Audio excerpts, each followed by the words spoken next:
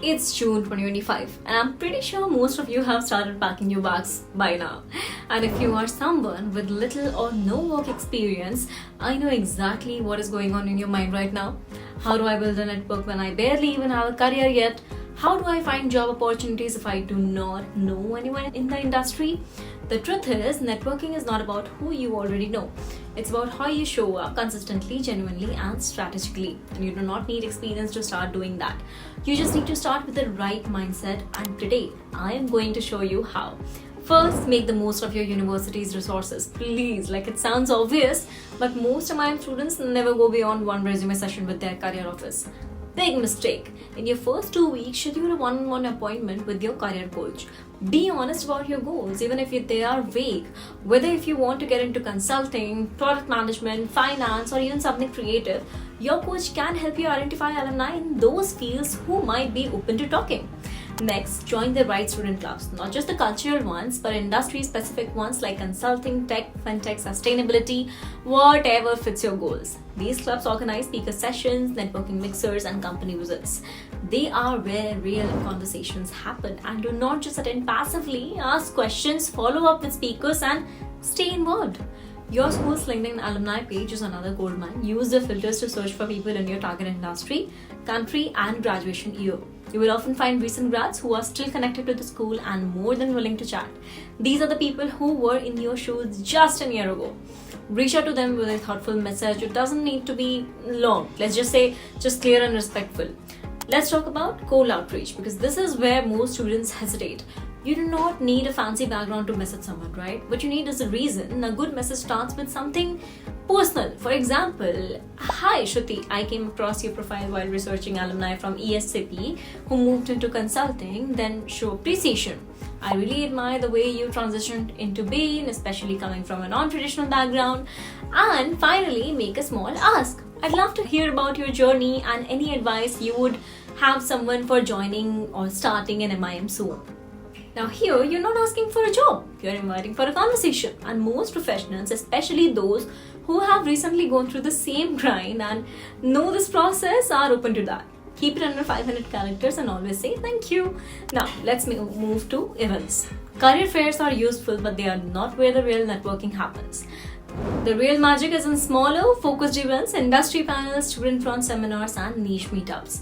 These are quite, but let's say the conversations are richer. Platforms like Eventbrite, Meetup, and even your school's event board are full of opportunities. Whether it's a talk on AI in finance, sustainability in consulting, or women in leadership, please go. Not to collect LinkedIn connections, but to have one good conversation, okay? That's it.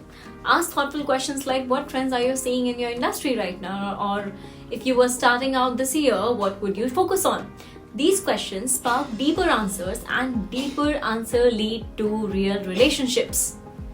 Then, follow up the next day with a short thank you message and a connection request. That's how you build a network. One person, one conversation at a time.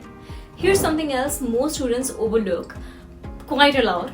Giving value. Even when you feel like you do not have nothing to offer, but you do, you can share useful articles. You can comment meaningfully on someone's LinkedIn post. You can say, hey, I found this tool in class, thought it might help you with your work. You can cheer someone on publicly. These small gestures build real goodwill. They make people remember you, and when they come across an opening, a referral, or even an opportunity, they are more likely to think of you.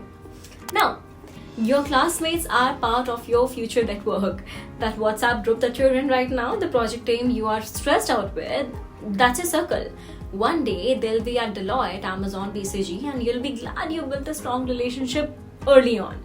Quick note on visas and work rules, because this affects your networking strategy. In the UK, you get a 2-year post-study work visa.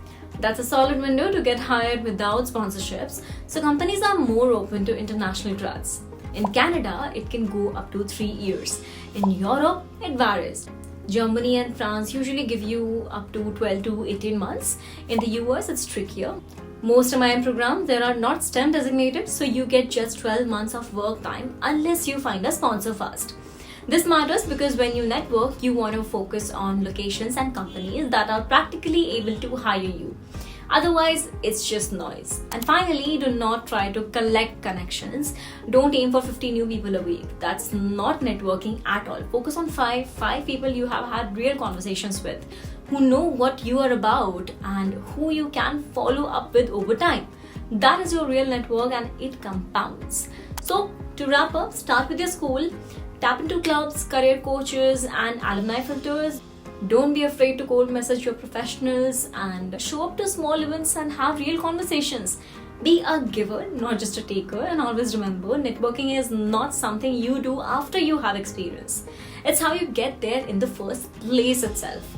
If this gave you clarity or even one actionable idea, hit that thumbs up and subscribe for more honest strategy-backed MIM advice. And let me know in the comments what's the one thing that's been holding you back from networking so far. I'd love to help. Until then, I'll see you in the next video and bye-bye.